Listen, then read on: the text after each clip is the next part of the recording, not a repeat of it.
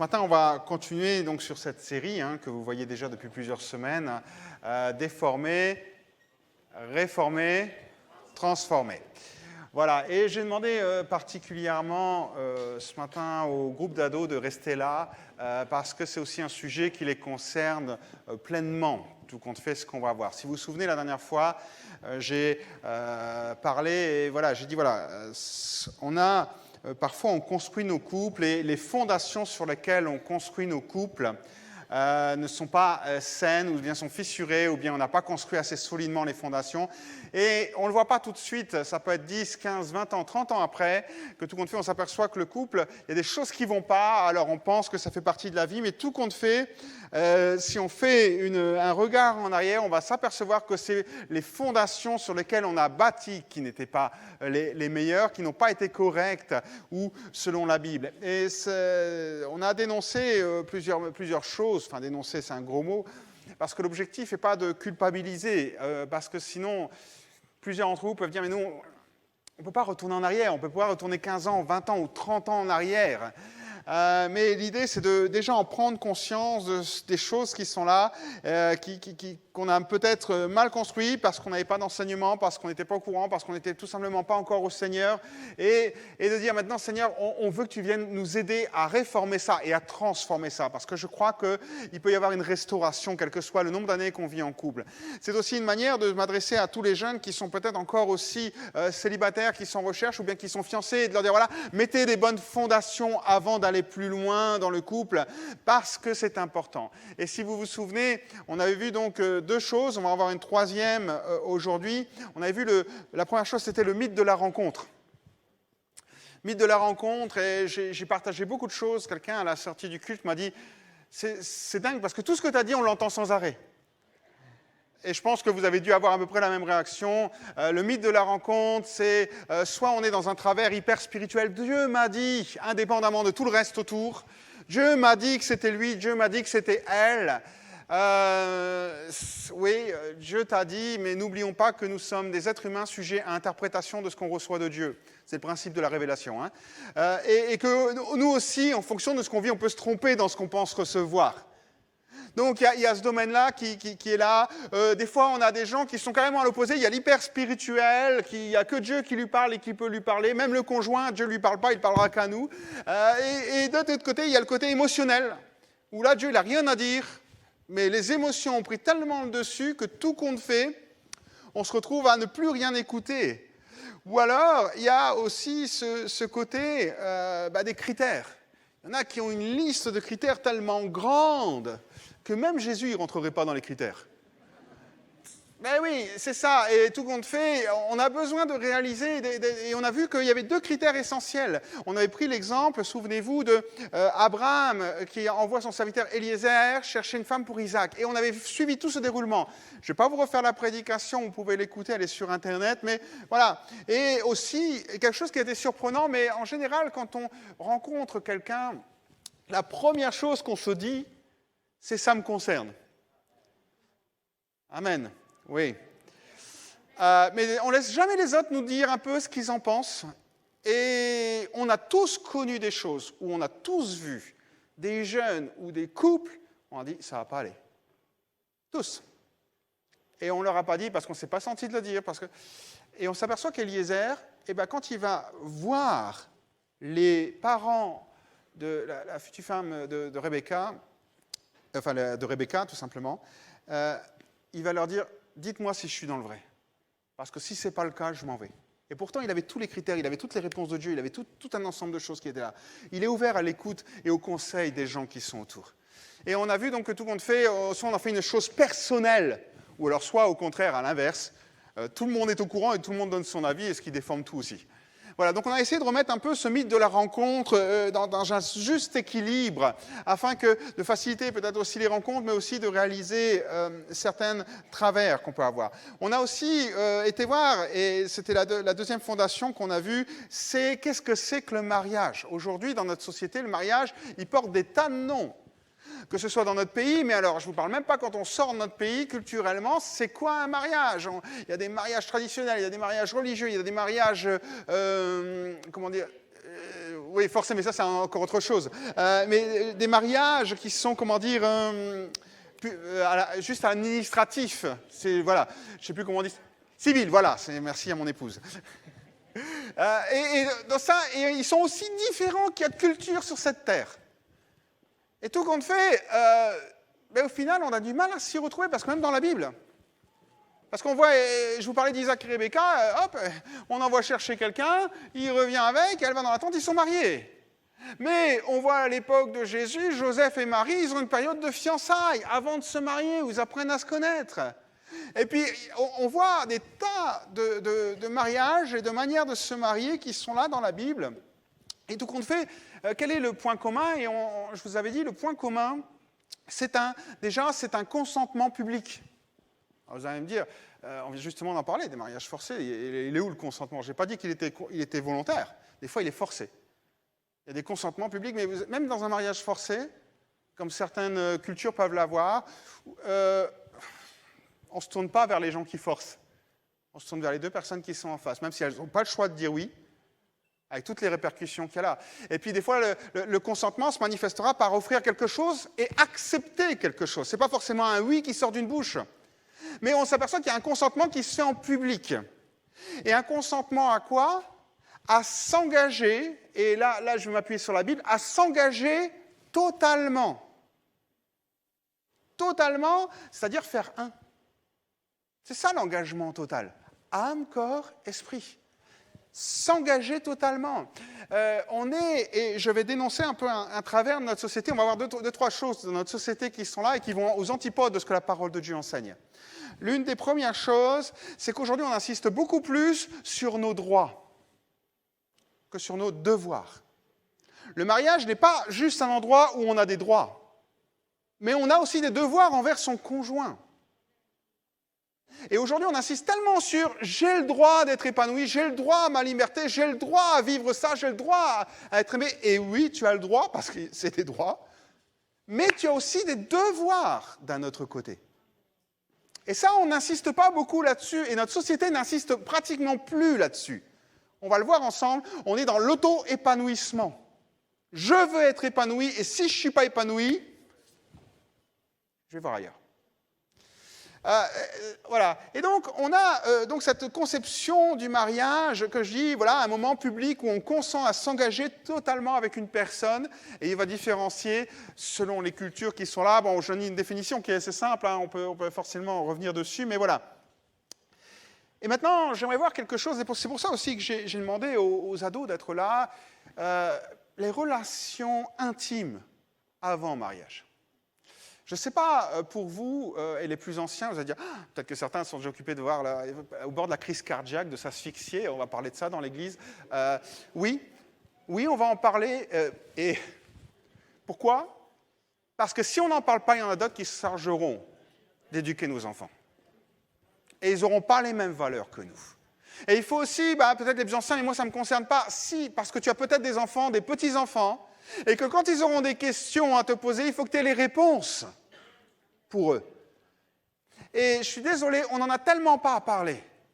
Et j'ai tellement vu de choses dans le bureau, des jeunes qui se confiaient, mais ils n'étaient pas formés, on ne leur a jamais rien dit. La seule formation qu'ils avaient, c'était les copains, les copines, et ce qui se faisait autour d'eux. Donc là, on va rentrer un peu dans cette dimension, parce que tout compte fait, les relations intimes sont aussi, peuvent influencer les fondations de la famille qu'on va construire et du couple qu'on va construire. Alors allons un petit peu plus loin. C'est vrai qu'aujourd'hui, je pense qu'on sera tous d'accord pour qu'il y a eu, vers fin des années 60, un changement radical en ce qui concerne la sexualité dans notre société. D'accord? Là, on a vu des choses, on a vu des mouvements hippies qui prenaient une libération, on a vu mai 68, bon, bref, je passe les détails, je ne rentre pas là-dedans, tout le monde sait. Et on a vu des choses qui se découlaient.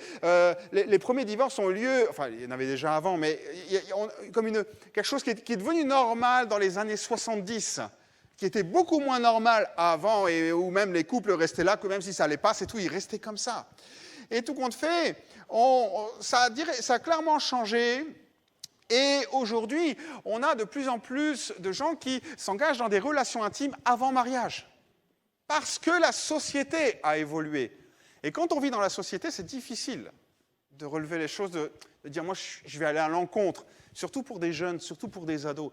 Moi, je vais aller à l'encontre. Je vais pas aller dans le sens du courant, je vais aller à contre-courant. Je vous le disais, le mariage, c'est plus un engagement profond. Le mariage, c'est un moyen d'auto-épanouissement. Je veux être épanoui. Et ce qui crée un travers, parce que des fois, nos jeunes souffrent de ça, parce qu'ils se disent « je suis célibataire et je ne suis pas épanoui à mon plein potentiel, je voudrais être aimé » et c'est légitime tout ça. Et c'est vrai que le mariage, il y a une part d'épanouissement qui est donnée par l'autre, mais il y a aussi une part d'engagement qui est là. Et souvent, aujourd'hui, dans notre société, l'épanouissement passe par des relations intimes. On arrive et dit, voilà, pour être épanoui, voilà, c'est un des critères, ce n'est pas le seul critère, mais c'est l'un des critères qui est là. On parle des relations intimes comme d'un moyen d'épanouissement. Et on en discute en famille, à l'école, à la télévision, dans la presse, sur Internet. On en discute partout. Et il y a une chose que j'ai remarquée, et je pense que vous l'avez remarqué aussi, c'est quand on en discute, bien sûr, il y a peut-être deux choses. La première, c'est voilà, on en discute pour que vous soyez épanoui. En gros, pour que vous n'ayez pas de bricole, que vous sachiez comment faire au niveau de la contraception, pour que vous soyez épanoui dans ce que vous allez vivre ensemble. Ça, c'est la première chose. Donc, on met l'accent sur l'auto-épanouissement. Et remarquez que le cadre, il n'y en a pas. On ne parle pas d'un cadre quand il parle de ça à l'école. On ne parle pas de ça de cadre quand on en parle dans les émissions. Il n'y a pas le cadre, je vais le dire, le cadre du mariage, je ne l'ai même pas mis. Il n'y a aucun cadre. L'important, c'est toi et ton bien-être. Peu importe le cadre dans lequel tu évolues. Alors peut-être que certains vont se dire, ou même ceux qui vont nous voir sur Internet vont dire, c'est très traditionnel, tu es un peu vieux jeu, tu es complètement arriéré. Je ne suis pas arriéré, je ne suis pas vieux jeu, je suis pasteur. Et je prêche la parole. Je ne suis pas là pour aller dans le sens de la société. Et aujourd'hui, dans mon sens, dans ce que je lis dans la parole de Dieu, et on va y venir et on va sortir les versets dans quelques instants, mais les relations intimes sont dans le cadre du mariage. Et uniquement dans ce cadre-là. Les jeunes, aujourd'hui, on leur dit, voilà, et c'est aussi une manière de penser qui est là, c'est qu'on leur dit, aujourd'hui, si tu veux vraiment, je vais reprendre la citation qui est là, que j'ai trouvée, les jeunes considèrent qu'avoir une relation sexuelle, c'est exprimer l'amour qu'ils ont l'un pour l'autre. En gros, c'est le summum de l'amour. Si c'est le summum de l'amour, je vais vous dire, en tant que mari, il doit y avoir des moments où on ne s'aime plus alors. Parce qu'il y a des périodes de la vie où c'est plus compliqué. Je veux dire, et pas parce qu'on est en brouille. Des fois, c'est juste des problèmes de santé. Ce n'est pas le maximum de l'amour.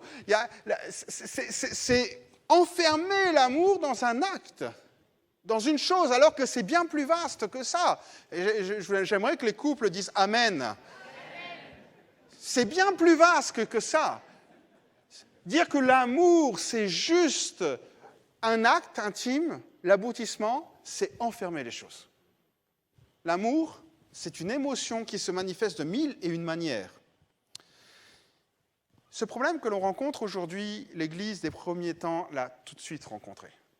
C'est vrai que quand on est en Israël, au 1er siècle, on n'a pas trop ce problème-là parce que tout le monde est basé sur la Torah et la Torah condamne les choses qui sont en dehors du mariage, adultère et toutes ces choses-là. Donc, on le voit même Joseph, souvenez-vous, quand Marie est enceinte, qu'est-ce que fait Joseph ? Parce que ça ne se fait pas qu'une jeune fille est enceinte pendant les fiançailles, parce qu'elle n'est pas censée avoir de rapport intime.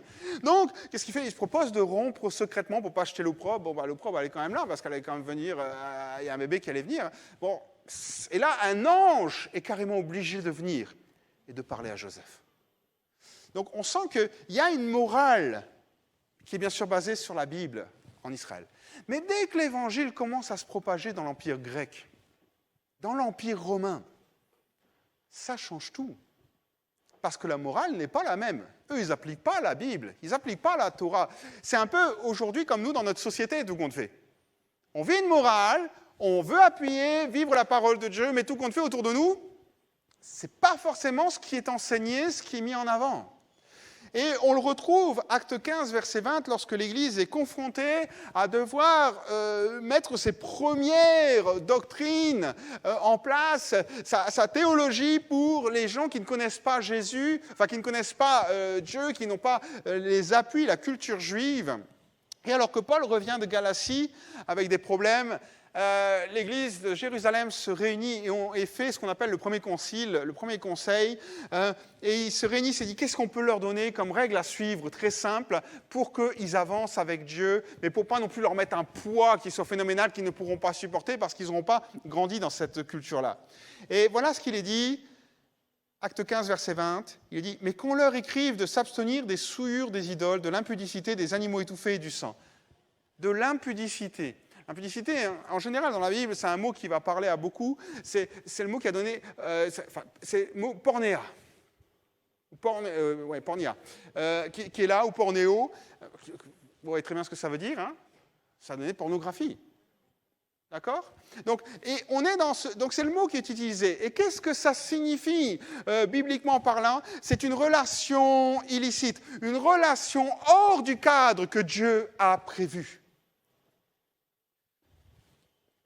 D'ailleurs, quand on le lit dans Paroles de vie, acte 15, verset 20, c'est très clair. Il est dit, mais il faut leur écrire ceci. Ne mangez pas la viande qu'on a offerte au faux Dieu, elle est impure. Respectez les lois du mariage. Dans cette traduction-là, le traducteur a carrément dit, respectez les lois du mariage.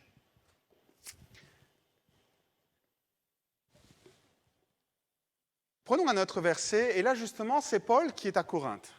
Alors Corinthe c'est une ville assez particulière, en discutant là j'ai envie de vous apporter dans l'épître aux Corinthiens et de vous présenter un peu ce que c'est que l'épître aux Corinthiens, de vous parler de la ville, certainement mardi, voilà, je vous fais une petite parenthèse, mais j'aimerais vraiment vous donner un peu le schéma de l'épître aux Corinthiens. Et dans l'épître aux Corinthiens, il faut bien comprendre le contexte de la ville, donc je vous l'expliquerai mardi, mais un contexte qui est... si je peux dire ça, celui d'un port. P-O-R-T. Hein. Un port, pourquoi ? Quand on a un port, on a des marins. Et les marins, il y a deux choses indispensables pour les marins, surtout à cette époque-là. Je sais de quoi je parle. Premièrement, les marins sont superstitieux. Et encore plus à cette époque-là. Et moi, j'ai connu des trucs... Au niveau superstition, c'était pas mal. Et pourtant, je n'ai pas été dans la marine il y a 50 ans. Il y a 20 ans peut-être, mais bon. Et la deuxième chose qui est importante aussi, désolé de le dire comme ça, on a toujours cette expression « une femme dans chaque port ». Donc c'est une ville où tout compte fait, les temples règnent et la prostitution est à foison. D'accord ? Parce que c'est un port important, Corinthe. C'est une ville, à l'époque du Nouveau Testament, pour juste vous donner un aperçu, c'est une ville de 700 000 habitants, dont 400 000 esclaves. Ça vous donne un peu un aperçu de ce que c'est que la ville. D'accord ? Et on arrive donc, Paul écrit à l'église de Corinthe, et voilà ce qu'il dit en Corinthiens 7, versets 8 et 9. « Voici ce que je déclare aux célibataires et aux veuves, il serait bon pour vous de continuer à vivre seuls, comme moi. Mais si vous ne pouvez pas vous maîtriser, mariez-vous. Il vaut mieux se marier que de brûler de désir. Si vous ne pouvez pas vous maîtriser, mariez-vous. » En gros, si vous n'avez pas les forces d'assumer votre condition, s'il y a une passion dévorante qui est là et qui peut vous entraîner dans la débauche, dans l'impudicité, l'immoralité, dans ce domaine-là, il vaut mieux vous marier. Ce qui nous apprend quand même une chose, c'est que l'impudicité, tout acte sexuel est considéré comme de l'impudicité en dehors du mariage. On le prend à l'envers. Et Paul dit, plutôt que de vivre ça, mariez-vous. Et vivez des relations intimes dans le cadre du mariage. Les relations intimes, c'est une étape qui arrive après les fiançailles, après la rencontre.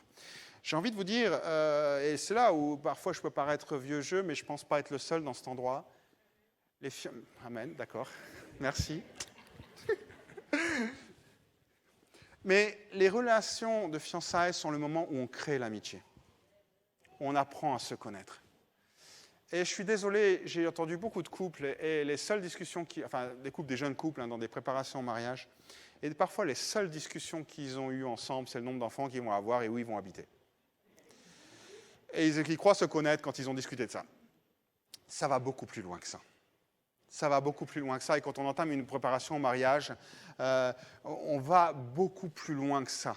Parce qu'on sait aussi toutes les choses qui peuvent impacter. Donc, on a cette dimension où la période de fiançailles, la période de rencontre est une période qui crée l'amitié et où on va la construire, où on va la fortifier, il y aura des échanges et on va arriver, et c'est ça la période de fiançailles, c'est arriver à cette complicité qui va grandir. Pour arriver, des fois, on voit les couples plus âgés qui ont un certain nombre d'années, ils ont une complicité. On voit même, je dirais, tous les couples, au bout d'un certain temps, un regard suffit à comprendre ce que l'autre pense. Non ? Mais c'est une complicité qui se crée. C'est une complicité. Et à l'inverse, on nous dit, il faut que tu aies des relations intimes avant pour être épanoui. La Bible nous enseigne, tu crées ta complicité et tes relations intimes sont épanouies dans le cadre du mariage. On inverse les choses aujourd'hui. La période de fiançailles, de rencontres est là pour poser les bases, les bonnes bases. Et malheureusement, quand on ne pose pas les bonnes bases, ça peut affecter la qualité d'un couple. Et on ne s'en rend pas toujours compte parce qu'au début, tout va bien. Et puis, il va venir les années. Et on va voir des choses qui vont s'effriter. Et on va arriver, j'appelle ça comme ça, je pense en avoir déjà dit, à des mines. Des mines, c'est des sujets qui sont dans le couple qu'on n'aborde plus parce que quand on l'aborde, ça explose.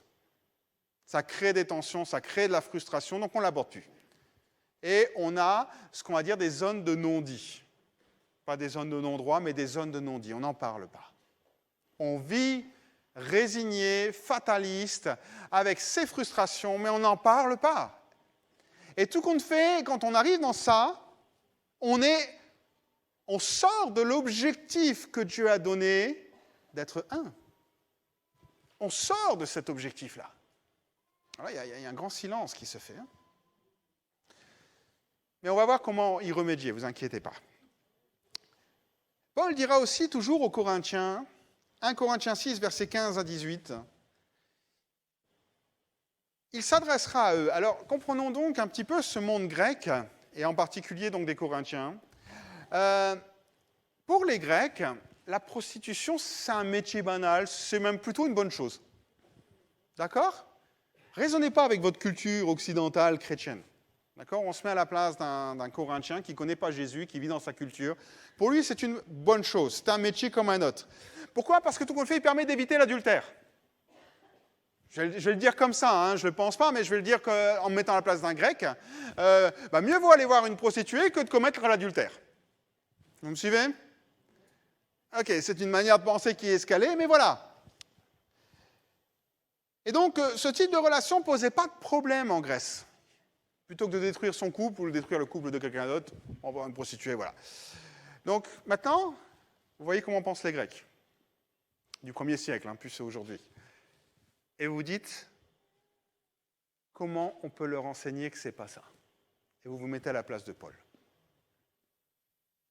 Et Paul leur dit ceci, « Ne savez-vous pas que vos corps sont les membres de Christ ? Prendrais-je donc les membres de Christ pour en faire des membres d'une prostituée ? Loin de là. » On va lire tout ce passage au fur et à mesure. Hein. Paul est occupé d'arriver et de dire, écoutez, vous prenez un peu la sexualité à la légère, mais je voudrais vous montrer que c'est très sérieux. Et c'est là qu'on va rentrer un peu plus dans le spirituel de Dieu. C'est quelque chose de très sérieux. Et il va donner 3 arguments. La première chose, et n'oubliez pas qu'il s'adresse à des chrétiens, il s'adresse à des gens qui connaissent Dieu. Il leur dit, que représente votre union sur terre ? Et la réponse est très simple, il l'a donnée dans le verset. C'est la même chose que l'union de Christ avec son Église. Il y a une union qui est symbolique. L'union conjugale est le reflet du lien qui unit Christ et son Église. Et pour Dieu, c'est un symbole fort, c'est un symbole sacré, c'est un symbole qu'il a institué. et qui parle puissamment de son cœur, de ses intentions pour l'humanité. Et le fait de bafouer ce qu'il a mis en place dès le commencement, ce n'est pas l'homme qui a institué le mariage, c'est Dieu qui l'a mis en place. Et le fait de bafouer ces choses-là, c'est juste, et je le répète, il s'adresse à des chrétiens, à l'église de Corinthe. C'est juste leur dire, nous, cette union, elle n'a pas de valeur, elle n'est pas sacrée pour nous. C'est comme si on minimisait l'image qu'elle représente pour Dieu avec son Église. C'est comme si on la salissait, alors que cette union doit être basée sur l'amour, l'engagement, la fidélité, la communion, le partage. Toute relation en dehors du mariage est un péché. Ça, je pense qu'on l'a compris. Mais elle est particulièrement répréhensible en ce qui concerne le croyant. Parce qu'un croyant qui a conscience de l'engagement de Christ et de son Église, et qui le fait, salit cet engagement, le minimise, le met de côté, vous mettez les mots que vous voulez dessus. Il la dévalorise. Donc, la première chose sur laquelle Paul insiste, c'est l'union qui est là, qui symbolise quelque chose de fort et qui symbolise un message que Dieu veut faire passer à l'humanité. La deuxième chose qui est là, c'est que lorsqu'on continue de lire notre verset, Paul dira « Ne savez-vous pas que celui qui s'attache à la prostituée est un seul corps avec elle ? Car il est dit, les deux deviendront une seule chair. » Verset 17, « Mais celui qui s'attache au Seigneur est avec lui un seul esprit. » Tout compte fait, le péché d'immoralité implique le Seigneur. C'est fort aussi ça. Parce que ça, on n'en a pas conscience. On est prêt à être le temple du Saint-Esprit, on est prêt à être rempli du Saint-Esprit, mais c'est comme si on avait un camping-car, un van, et puis qu'on emmène le Saint-Esprit, on pense qu'on va l'emmener tout partout, dans tout ce qu'on fait, même ce que Dieu réprouve totalement.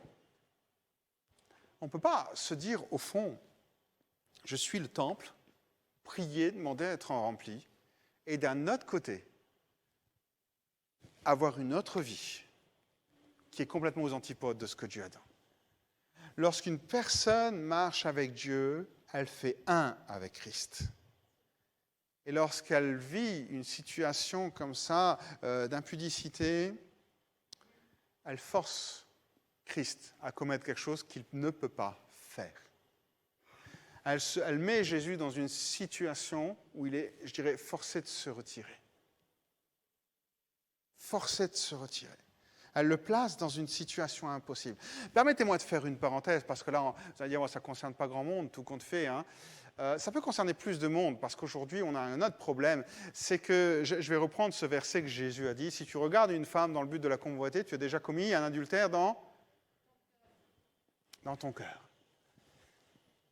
Rappelons-nous juste un instant le nombre de moyens que l'on a aujourd'hui à notre époque technologique pour convoiter un homme ou une femme, via les réseaux sociaux, via l'informatique, via les sites internet, via tout ce qui est là. Et ça, Jésus l'a dit, c'est un adultère. C'est-à-dire qu'il ne voit même pas le fait d'aller jusqu'à l'acte. Il voit déjà cette notion-là, et je la dénonce parce que je sais que c'est quelque chose où les gens sont confrontés à ça, même au milieu de nous. Et prendre conscience simplement que déjà rentrer dans ça, c'est rompre notre relation avec Jésus, c'est minimiser l'union symbolique de lui et de son Église. Ces choses-là, elles n'ont pas lieu d'être dans la vie d'un chrétien. Tout ce qui concerne, je mets des mots, vous m'excuserez, si vous êtes prude, bouchez-vous les oreilles, mais la pornographie n'a pas lieu d'être dans un couple. Tout le monde n'est pas convaincu ? Si, hein.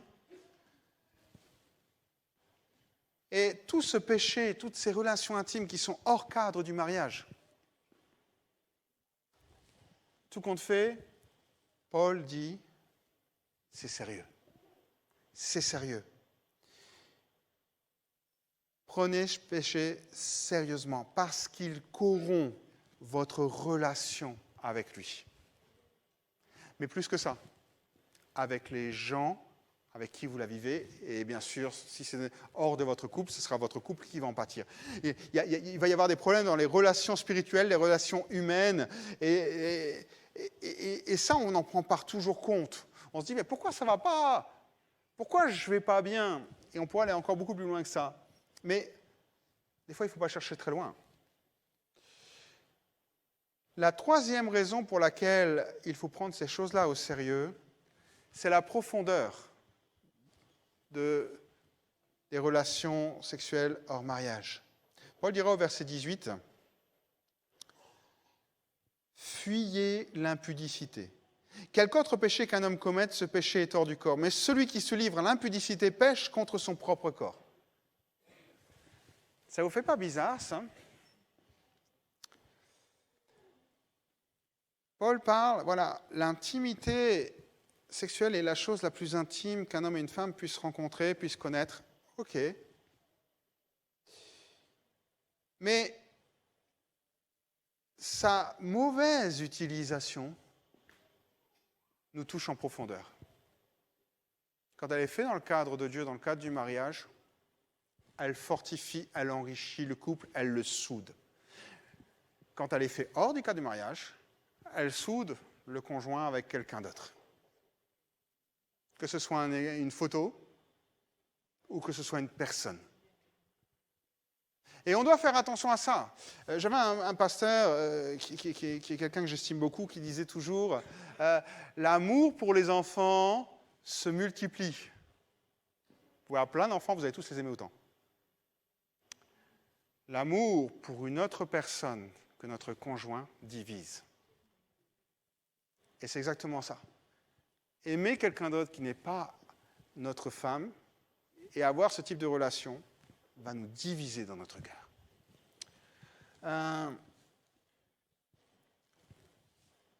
Ce péché a un caractère donc tout particulier, il détruit à l'intérieur, il prend le contrôle. Je ne vous parle pas de ça psychologique, je ne suis pas psychologue, je ne suis pas médecin, je ne suis pas tout ça. Moi, je parle à niveau spirituel. Comme je l'ai dit, je suis pasteur. Et ça détruit spirituellement. Revenez à cette phrase qui est quand même choquante. Quelque autre péché qu'un homme commette, ce péché est hors du corps. Mais celui qui se livre à l'impudicité pêche contre son propre corps. Il y a une particularité dans l'impudicité qui le démarque de tous les autres péchés. Il y a quelque chose qui le démarque de tous les autres péchés. Et cette destruction spirituelle qui est là, c'est ce moment où on salit le temple du Saint-Esprit, elle détruit de l'intérieur, elle prend le contrôle. Et j'ai envie de vous dire qu'elle a plus d'impact spirituel que l'alcool, que la drogue, ou même le crime. Et ça, on ne s'en rend pas compte toujours. Parce que c'est devenu tellement banalisé dans notre société qu'on l'accepte comme une norme, comme quelque chose qu'on entend, qu'on tolère et qu'on laisse rentrer dans nos vies. Alors que Dieu dit non. Je le répète, le verset. Quelque autre péché qu'un homme commette, ce péché est hors du corps. Mais celui qui se livre à l'impudicité pêche contre son propre corps. Montrant par là qu'il se démarque vraiment. Alors, vous allez me dire, quoi faire dans ces choses-là? Paul a donné un conseil. Verset 18. Il commence par quoi? Fuyez l'impudicité. Fuyez.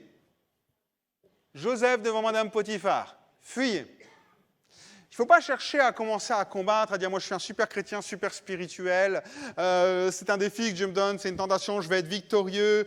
Il ne faut pas commencer à discuter, à débattre, à expliquer, à rationaliser. Non, c'est juste prendre conscience que c'est un piège à éviter. Il y a un piège qui veut nous entraîner loin de Dieu, comme toutes tentations qui sont là. Maintenant, on va aller un petit peu plus loin. On va laisser de côté cette fondation-là et rappeler donc les trois fondations. La fondation qu'on peut mettre, qui peut être mal construite, c'est la fondation du mythe. La deuxième, on l'a vu, c'est la fondation de l'engagement. On a des droits envers son conjoint, mais on a aussi des devoirs envers son conjoint. Et la troisième, c'est les relations hors mariage, que ce soit avant ou pendant, qui sont, hors mariage, hors du couple et hors mariage. Aujourd'hui, le problème, c'est que beaucoup de couples sont accablés et portent un fardeau, portent une souffrance. Et vous savez, on a une particularité qui n'est pas forcément la meilleure. C'est dans nos mouvements, on doit être parfait. Et il ne faut surtout pas montrer qu'on est dans un état de faiblesse, que notre couple va mal, qu'il y a des choses qui sont à changer, qu'on a pris un mauvais départ, que voilà, il ne faut surtout pas le montrer. Il faut se montrer le plus spirituel possible. Mais tout compte fait, ça fait le jeu de l'ennemi parce qu'on a des gens ici qui sont des chrétiens engagés, qui aiment le Seigneur, qui donnent tout leur cœur pour ça, qui sont fidèles, qui sont attachés à Dieu, et des gens qui, au final, souffrent quand ils rentrent à la maison. Ça ne remet pas en cause leur spiritualité, ça ne remet pas en cause leur consécration, ça ne remet pas en cause leur engagement, leur amour pour Dieu. Ce que je suis occupé de dire, c'est qu'il y a des moments où il faut juste poser peut-être un petit regard en arrière et se poser la question, et ça ce sera l'affaire de chaque couple qui est là, qu'ils soient mariés ou qu'ils ne soient pas encore, de chaque personne qui soit célibataire, qui soit en devenir de se marier, qui se dise « Seigneur, je veux poser les bonnes fondations, aide-moi à vraiment les poser et de prier pour ça ». Mais dans tous les cas, ça peut engendrer, si les fondations ne sont pas bien posées, des conflits, des disputes, des paroles dures, des frustrations, des incompréhensions, une fatalité, une résignation, et mettre un couple en souffrance. Laissez-moi vous donner peut-être 2-3 pistes pour régler ces problèmes-là. Parce que nous croyons que nous avons aussi un Dieu qui transforme, qui restaure, qui régénère. Et la souffrance qu'on peut vivre aujourd'hui n'est pas faite pour durer. Dieu veut guérir. Ce que j'ai juste fait au travers de cette série, c'est juste dénoncer certaines choses pour qu'on en prenne conscience. Pas pour mettre un poids sur les couples, sur les gens, mais juste pour en prendre conscience. Pour qu'après on puisse dire, Seigneur, viens nous aider à restaurer ça. Et je répète, viens nous aider à restaurer ça. Parce que c'est les deux qui doivent prendre ces choses-là en main, dans la mesure du possible. Matthieu 19, versets 6 à 8, Jésus a une discussion avec des pharisiens au sujet du couple et du divorce, et voilà ce qu'il dit. Donc la première chose, j'aimerais vite vous dire, c'est reconnaître les problèmes, reconnaître l'existence du problème. Ne pas se taire. Matthieu 19, versets 6 à 8, il est dit « Ainsi, ils ne sont plus deux, mais ils sont une seule chair, que l'homme donc ne sépare pas ce que Dieu a oint. » Pourquoi donc, lui dirent-ils, Moïse a-t-il prescrit de donner à une femme une lettre de divorce et de la répudier? Il leur répondit, c'est à cause de la dureté de vos cœurs que Moïse vous a permis de répudier vos femmes. Au commencement, il n'était pas ainsi. Ce qui est assez surprenant, c'est qu'on rentre souvent dans le plan parfait de Dieu et se disant, voilà, le couple est le plan parfait de Dieu si on est la volonté de Dieu. Mais on s'aperçoit aussi qu'il y a la volonté de Dieu, et c'est ce que je dis toujours quand je suis en préparation au mariage, il y a 3 volontés dans un couple. Il y a la volonté de Dieu, et on peut la connaître, et j'ai connu des gens qui connaissaient la volonté de Dieu, mais qui ne l'ont pas acceptée, qui ne l'ont pas voulu, et pas forcément dans le cadre du couple. Hein. On a tous vécu des moments où on n'a pas accepté la volonté de Dieu, où on ne l'a pas mise en place dans notre vie. Et puis après, il y a la volonté des personnes. Et là aussi, c'est pas parce qu'une personne, je ne sais pas si vous avez connu ça, une personne qui dit « Ah, Dieu m'a montré que c'était elle ». Il y en a qui vous ont dit ça déjà ? Je ne suis pas le seul à avoir entendu ça, ou montrer que c'était lui. Voilà. Et je leur réponds, tu sais, il faut 3 volontés. Hein. Si la personne n'a pas la volonté, que ce soit de Dieu ou pas, toujours sujet à interprétation, ce que l'on peut recevoir. Mais voilà. Ici, la première étape, c'est de réaliser que si Dieu est parfait, nous ne le sommes pas. Et de s'autoriser, pour enlever toute culpabilité, le droit à l'erreur. On a le droit de faire des erreurs, même si on ne devrait pas. Vous allez dire, oh, oui, on fait tous des erreurs. Maintenant, on essaie de ne pas en faire, c'est évident. Mais on fait des erreurs, on n'est pas parfait. Et la première étape, c'est de reconnaître qu'il y a un problème. C'est même reconnaître et le nommer. C'est de dire, voilà, lui donner un juste poids. On ne va pas le minimiser, le problème qu'on rencontre, mais on ne va pas non plus l'exagérer. Voilà, c'est une montagne devant nous. Non. Il y a parfois dans nos vies des actes qui ont des conséquences par la suite. Vous allez dire, c'est logique, tout ce qu'on fait a des conséquences. Et des fois, c'est un peu lointain, ça peut être des dizaines d'années après. Donc la première chose, c'est reconnaître le problème. Reconnaître qu'on n'est pas parfait et qu'on a pu faire les choses, non pas comme Dieu les voulait. De la même manière que lorsque les pharisiens sont venus, Jésus a dit, c'est à cause de la dureté de vos cœurs. Tout qu'on fait, ça vient de vous. Ben, il faut reconnaître que des fois, il y a des choses qui viennent de nous parce qu'on n'a pas pris les choses comme il le fallait. C'est pas culpabilisant, c'est juste le reconnaître. Ça s'appelle dans le langage biblique, ça s'appelle la confession. reconnaître qu'on a fait une erreur. La deuxième chose, c'est vouloir avancer.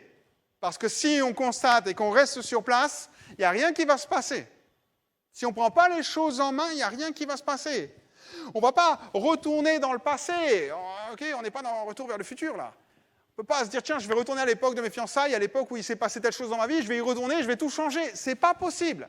Il faut qu'on accepte notre passé et qu'on en accepte les conséquences. Lorsque Jésus a rencontré la femme samaritaine sur le puits, il discute avec elle. Et j'aime le regard que Jésus pose sur sa situation. Parce qu'elle est là, et il lui dit, mais va rejoindre ton mari. Et la discussion, c'est qu'en fait, au final, elle a eu plusieurs maris, et aujourd'hui, elle vit avec quelqu'un qui n'est même pas son mari. On connaît l'histoire. Jésus ne lui a pas dit, il n'a pas fait tout et il aurait pu, il n'a pas fait tout un sermon sur son passé. Il l'a demandé de prendre son présent en main et d'aller de l'avant. Et je pense qu'à un moment, on ne peut pas être nostalgique de notre passé, on ne peut pas se culpabiliser à outre mesure, on doit prendre notre présent et avancer, construire l'avenir. La troisième chose, c'est bien sûr, puisque c'est dans le cadre de couple, c'est dialoguer. C'est que le dialogue soit une priorité. Le problème que l'on a, c'est que souvent, on ne discute pas, on s'enferme, on reste dans l'incompréhension et parfois même des violences verbales, et voire pire. On se malmène, on se sent jugé, parfois déçu. Mais frères et sœurs, j'aime cette citation qui dit « Les mots peuvent être des fenêtres ou des murs ». Que nos mots, nos explications, nos discussions dans le cadre d'un couple soient des fenêtres qui trouvent une solution dans ce que nous traversons communément. Il faut créer un chemin de confiance. Donc la troisième chose, c'est un dialogue. Ensuite, c'est, j'ai envie de dire, prendre ses responsabilités. Genèse 3, verset 12, il est dit « L'homme répondit, la femme que tu as mise auprès de moi m'a donné de l'herbe et j'en ai mangé. Et l'Éternel dit à la femme, pourquoi as-tu fait cela ? Et la femme répondit, le serpent m'a séduite et j'en ai mangé. » Ok, ça fait cascade, quoi. Dieu parle à l'homme dit, c'est la femme. La femme, non, c'est le serpent. Mais on fait un peu ça. Hein. Souvent, on ne prend pas nos responsabilités et la seule chose qu'on fait, c'est quoi ? C'est un tel. C'est de la faute de mon conjoint. Moi, tout ce qui se passe à la maison, c'est la faute de ma femme. Voilà. Non, bien sûr que non. Arriver à prendre nos responsabilités, à savoir reconnaître qu'on a des torts qui sont partagés. Personne n'est tout blanc, personne n'est tout noir. Tout compte fait, au lieu de se considérer comme une victime de l'autre et dire c'est de ta faute, exactement comme il s'est passé avec Adam et Ève, prendre le problème d'une autre manière. Ce n'est pas une bataille contre l'autre qui est à gagner. On ne cherche pas à déterminer qui a tort ou qui a raison. Mais on met l'accent, on dit, il y a une souffrance qui est là. Si elle est la tienne, elle est la mienne. Et inversement. Et on va trouver une solution. On va trouver une solution. Parce que le problème, dès qu'il touche l'un des conjoints ou les deux, c'est le problème du couple. Et on doit trouver une solution en commun. Pourquoi ? Parce qu'on s'est engagé ensemble et qu'on a des droits, mais des devoirs l'un envers l'autre. On a des droits, mais des devoirs l'un envers l'autre. Et ça va être quoi ? Je vous le dis toujours, je le répète, et s'il y a au moins une chose, quand j'aurai fini le ministère ici, que vous devez retenir, c'est confession, pardon, repentance. Confessez ce que vous vivez l'un avec l'autre. Pardon à son conjoint si on l'a blessé ou si il ou elle nous fait part de ses blessures. Pardon à Dieu de l'avoir offensé dans ce qu'on a vécu. Repentance, on change de comportement. On change de comportement. Et c'est à partir de ce moment-là où on a reconnu notre erreur, où on a demandé pardon à qui il faut demander pardon, qu'on a décidé profondément dans notre cœur de changer, que Dieu peut intervenir. Pourquoi je peux vous dire ça ? Parce qu'il l'a fait quand vous êtes approché de lui. Vous avez confessé vos péchés, vous avez demandé pardon à Jésus, vous avez décidé de changer de vie. Il est venu remplir vos cœurs.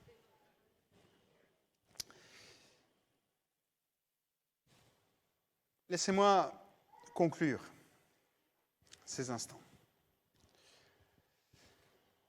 Vous l'avez compris, j'ai donné juste des généralités par rapport à tout cela. Parfois, c'est plus complexe. Parce que les discussions sont peut-être au point mort. Parce que vous n'avez peut-être pas le conjoint qui est à l'écoute pour X raisons, parce qu'il ne connaît pas le Seigneur et que les valeurs que vous voulez mettre en avant ou qu'on enseigne ne sont pas ses valeurs ou ne sont pas son éducation. Et parfois, c'est tellement un sac de nœuds qu'on a juste besoin, et je vous le dis avec beaucoup d'humilité, sans jugement, sans aucun jugement, d'être aidé. Les couples pastoraux sont là aussi pour ça. Il ne faut pas avoir honte. Il y a des fois, et je dis, c'est le problème des chrétiens, c'est qu'on veut tellement montrer que tout est parfait dans notre vie, on a peur du jugement, du regard de l'autre, qu'on ne dit rien. On préfère souffrir, parce que c'est dans notre notion de chrétien de souffrir. Porte ta croix. Plutôt que de résoudre le problème et de vivre épanoui. D'avoir un témoignage qui enrichit les enfants, qui enrichit les gens autour de nous. Et je le dis très simplement, il faut que vous puissiez vous sentir libre de faire appel à une aide extérieure pour démêler des fois ce qui est trop complexe. Ouais, si c'est un autre couple avec qui vous avez des affinités, allez-y. Mais ne restez pas statique dans vos positions, disant, comme étant résigné, comme étant une fatalité de ce que vous vivez.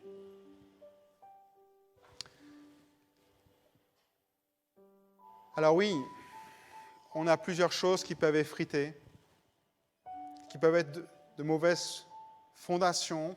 Je ne vais pas y revenir, j'ai dit déjà plusieurs fois, le mythe de la rencontre, la mauvaise conception du mariage et les relations intimes avant le mariage, quelle que soit la forme. Mais il y a un verset qui me venait sur le cœur lorsque je préparais ces choses-là, c'est Isaïe 58, verset 12. Quel que soit ce que le couple, qu'il soit marié ou fiancé, ou bien même les célibataires, est-ce qu'ils ont vécu avant? Parce que des fois, il y a une vie aussi avant. Dieu veut vous aider à reconstruire.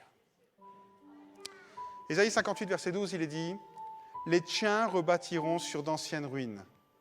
Tu relèveras les fondements antiques. On t'appellera réparateur de brèches, celui qui restaure les chemins, qui rend le pays habitable. »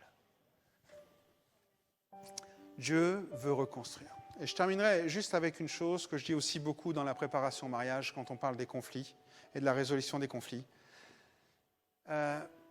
Lorsqu'un couple va mal, vous n'êtes pas deux à vouloir régler le problème. Vous êtes trois. Et on l'oublie tellement de fois que Dieu est dans la partie.